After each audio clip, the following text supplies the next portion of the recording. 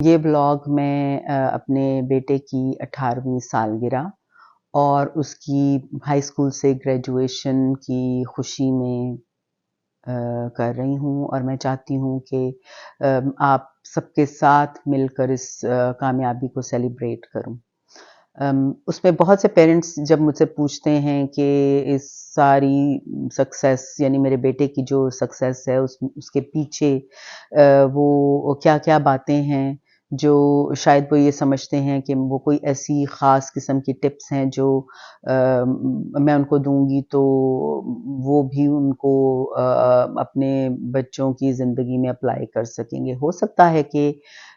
ایسا ہو سکے، مجھے اس بارے میں اندازہ نہیں ہے، لیکن میں یقیناً یہ چاہوں گی کہ میں سب سے وہ باتیں شیئر کروں جو میں ہمیشہ شیئر کرتی بھی ہوں، اور اس ویڈیو کے تھرو تھوڑا سا وہ اسپیسیفک جو چیزیں ہیں وہ میں آپ کے ساتھ شیئر کرنا چاہوں گی۔ پہلی جو موسٹ امپورٹنٹ چیز جو میں پیرنٹس کے ساتھ شیئر کرنا چاہتی ہوں وہ یہ ہے کہ میرا بیٹا جو 18 سال کا ہے، جس نے ہائی اسکول سے گریجویشن کی ہے اور وہ اب ایک ووکیشنل انسٹیٹیوٹ میں جانے کے لیے انتظار کر رہا ہے اسٹارٹنگ فرام 28 اگست انشاءاللہ، تو وہ آٹسٹک ہے۔ یعنی جب اس کا ڈائگنوسس ہوا تو وہ آٹزم کا ڈائگنوسس تھا، اور ہم نے اس کو مینج کیا، اس کی کوالٹی آف لائف کو بہتر کرنے کے لیے ڈفرینٹ قسم کی تھراپیز کی، اور وہ اب بھی جاری ہیں۔ بہت سے پیرنٹس یہ سوال کرتے ہیں کہ آٹزم کیوریبل ہے، بہت سے لوگ کلیم کرتے ہیں کہ وہ کوئی ان کے پاس کوئی ایسا کیور ہے، کوئی دوائی ہے، اس ٹائپ کی چیزیں ہیں۔ تو میں آپ کو یہ بتانا چاہتی ہوں کہ according to research autism is a condition, it's not a disease، اور اس کو صرف ہم مینج کر سکتے ہیں ڈفرینٹ تھراپیز کے تھرو، تاکہ ہمارے بچوں کی جو کوالٹی آف لائف ہے وہ امپروو ہو سکے۔ اگر وہ اس کنڈیشن کے ساتھ پیدا ہوئے ہیں تو وہ تھرو آؤٹ آٹسٹک ہی رہیں گے۔ آف کورس ان کے بہت سے بیہیویئرز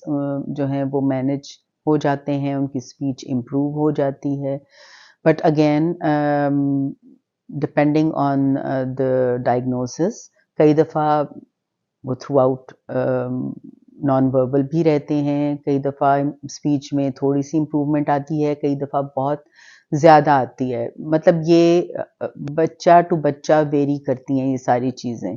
اور اس میں کوئی بھی پریڈکٹ نہیں کر سکتا کہ آگے کیا ہونے والا ہے۔ اور ویسے تو ہم مسلمان کی حیثیت سے ہم یہ سب یہی کہتے ہیں کہ ہمیں اللہ جو ہے وہی رازوں کو جاننے والا ہے، اور وہی ہمارے فیوچر کے بارے میں بھی جانتا ہے۔ تو اس سلسلے میں بھی، اس کنڈیشن کے سلسلے میں بھی یہ پریڈکشن کرنا کہ بچہ 6 مہینے بعد باتیں کرے گا، 1 سال بعد اس کا بیہیویئر پرفیکٹ ہو جائے گا، یہ سب چیزیں کرنا غلط ہیں، یہ ایک بالکل غلط اپروچ ہے۔ اور بچے کا ڈائگنوسس، اس کا جو فنکشننگ کا لیول ہے، اس کی بیس پہ ہم دیکھتے ہیں، اور پھر اللہ پہ آف کورس ہم اس کی رحمت سے ہم مایوس نہیں ہوتے ہیں، ہم دعا بھی کرتے ہیں، لیکن ہم اس کے ساتھ ساتھ جو اللہ نے ہمیں عقل شعور دیا ہے اس حساب سے ہم بچے کے لیے کام بھی کرتے ہیں، اور جتنے ریسورسز اللہ تعالیٰ نے ہمیں دیے ہیں ان کی بیس پہ ہم اپنے بچے کے ساتھ کام کرتے ہیں، اور ڈفرینٹ پروفیشنلز کے ساتھ کام کرتے ہیں،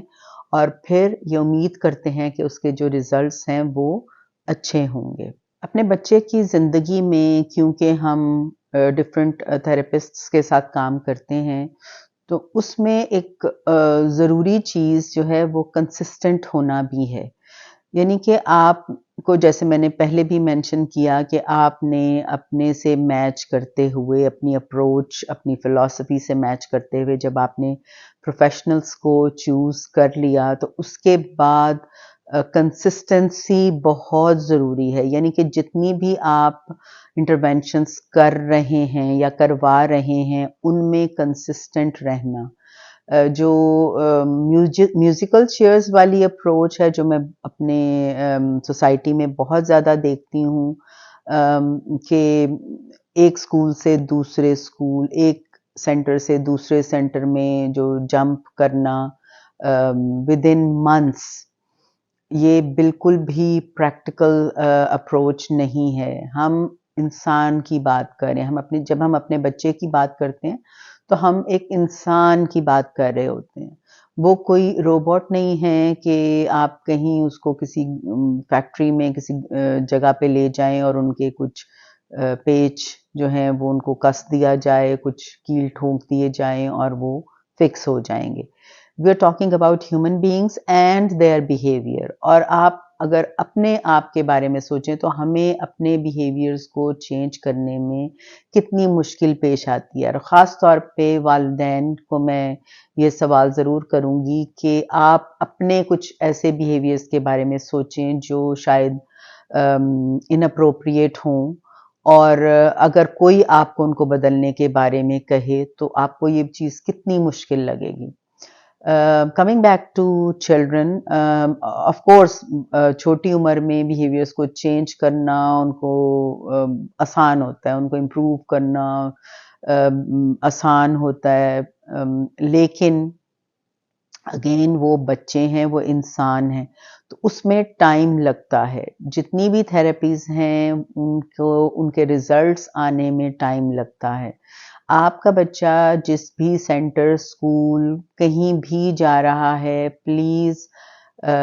جن پروفیشنلز کو آپ نے چوز کیا ہے ان کو ٹائم دیں, ان کو اتنا ٹائم دیں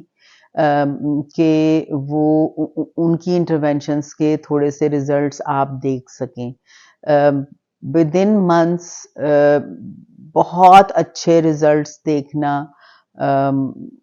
پاسبل نہیں ہے, اور پھر جتنی زیادہ کنسسٹنسی سے آپ ایک ہی سیٹ آف پروفیشنلز کے پاس جا رہے ہیں اور ان سے آپ تھراپیز لے رہے ہیں یا وہ انٹرونشنز کر رہے ہیں, تو اس کے بعد سلولی آپ کو ریزلٹس ملیں گے. اور اگین یہ بچے پہ ڈیپینڈ کرتا ہے, اس کے جو فنکشننگ کا لیول ہے اس پہ ڈیپینڈ کرتا ہے. دوسری امپورٹنٹ چیز یہ ہے کہ آپ خود اپنے بچے کے ساتھ گھر میں کتنا کام کریں. اب جب لوگ مجھ سے پوچھتے ہیں, مجھے اب اس سٹیج پہ 18 سال بعد یا کہہ لیں 15 سال بعد, کیونکہ میرا بیٹا 3 ایئرس کی اراؤنڈ 3 ایئرس اس کا ڈائگنوسس ہوا تھا, تو اب مجھے ایسے لگتا ہے کہ جیسے یہ سفر جو ہے وہ بہت جلدی گزر گیا یہ ٹائم, حالانکہ ایسا نہیں ہے. مجھے پتا ہے کہ جو چھوٹے بچوں کے والدین ہیں وہ ان کے لیے وہ وقت بہت مشکل ہوتا ہے. اور اب جب میں پیچھے مڑ کر دیکھتی ہوں اور میں اپنا جو اسکیجول دیکھتی ہوں دن کا, اس میں مطلب اب مجھے یہ فیل ہوتا ہے کہ شاید میں نے جو بھی کیا وہ بہت ہی مشکل تھا. مطلب جو اسکیجول تھا, اور ایز اے ورکنگ مدر میں بات کر رہی ہوں کہ بیچ میں کچھ ایئرز میں نے آف بھی لیے, لیکن وہ کچھ سال تھے, 2 سال شاید 2-2.5 سال, لیکن تھرو آؤٹ یا میں نے پڑھا ہے اور یا میں نے جاب کی ہے, اور کئی دفعہ دونوں کام کیے ہیں, یعنی پڑھائی بھی جاب بھی. تو بہت مشکل تھا, لیکن بہت سی چیزوں کو سیکریفائز کرنا جو ہے وہ بہت ضروری ہوتا ہے کسی ٹائم پہ. نیند کو سیکریفائز کرنا, اپنی کمفرٹ کو سیکریفائز کرنا, بچے کو زیادہ سے زیادہ ٹائم دینا, بچے کے اسکیجول کے اراؤنڈ اپنا اسکیجول بنانا, کیونکہ بچہ تو اپنا اسکیجول نہیں بنا سکتا, تو ہم ہیں جو اس کے لیے بھی چیزیں ڈیسائیڈ کرتے ہیں, اور پھر اپنی جو ہماری جو ریکوائرمنٹس ہیں، ہماری جو نیڈس ہیں، ہم ان کو اپنے بچے کے اراؤنڈ، اس کی نیڈس کے اراؤنڈ ان چیزوں کو ہم ڈسیجنز ان کے بارے میں لیتے ہیں کہ اگر مجھے تھوڑی سی زیادہ نیند کی ضرورت ہے تو میں کس ٹائم پہ ایسا کر سکتی ہوں جب میرے بیٹے کا اسکیجول ڈسٹرب نہ ہو۔ یہ جو می ٹائم والی باتیں ہیں، یہ پچھلے کوئی شاید 10 سال سے لوگوں میں اویئرنیس ہے اس بارے میں۔ میں پاکستان کی بات کر رہی ہوں، یہاں پر کیونکہ اس سے بہت پہلے سے اس چیز کے بارے میں ذکر ہوتا ہے، اور مجھے بھی بہت سے پروفیشنلز جو ہیں وہ سجیسٹ کرتے تھے کہ میرے پاس می ٹائم ہونا چاہیے، لیکن میرے لیے وہ می ٹائم کو نکالنا بہت ہی مشکل تھا۔ اس کی وجہ یہ تھی کہ وہ جو مدر کے گلٹ ہوتے ہیں نا کہ میں اپنے لیے یہ کام کر رہی ہوں تو میں اپنے بچے کے لیے شاید اس کو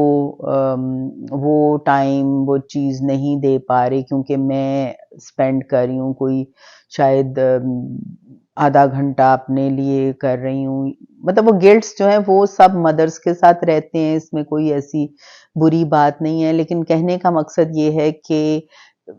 وہ جو سال ہیں وہ بڑے مشکل ہوتے ہیں۔ مجھے پتا ہے کہ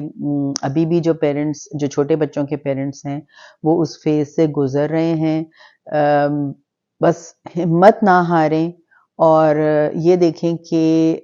انشاءاللہ اللہ بہتر کرے گا۔ میں کوئی فارچون ٹیلر نہیں ہوں، میں آپ کو یہ نہیں یقین دلا سکتی کہ آپ کے بچہ 1 سال کے بعد اس کی کیا، وہ کس سٹیج پہ ہوگا، کس لیول پہ ہوگا، 2 سال بعد کس لیول پہ ہوگا، لیکن ہمیں پازیٹیو سوچنا چاہیے، امید نہیں چھوڑنی چاہیے، اور جتنا بھی ہم کر سکیں۔ میں بہت سی مدرس سے ملتی ہوں، ان سے بات کرتی ہوں جو بہت اسٹرگل کر رہی ہیں اور اپنی جو مینز ہیں ان میں رہ کر اپنے بچے کے لیے بہت کچھ کرنا چاہ رہی ہیں ماشاءاللہ۔ تو آپ یہ اسٹرگل جو ہے یہ جاری رکھیں، اپنی محنت کو جاری رکھیں اور اللہ سے دعا کریں، اور انشاءاللہ سب آپ کی زندگی میں بھی انشاءاللہ سب بہتر ہوگا۔ تھینک یو، السلام علیکم۔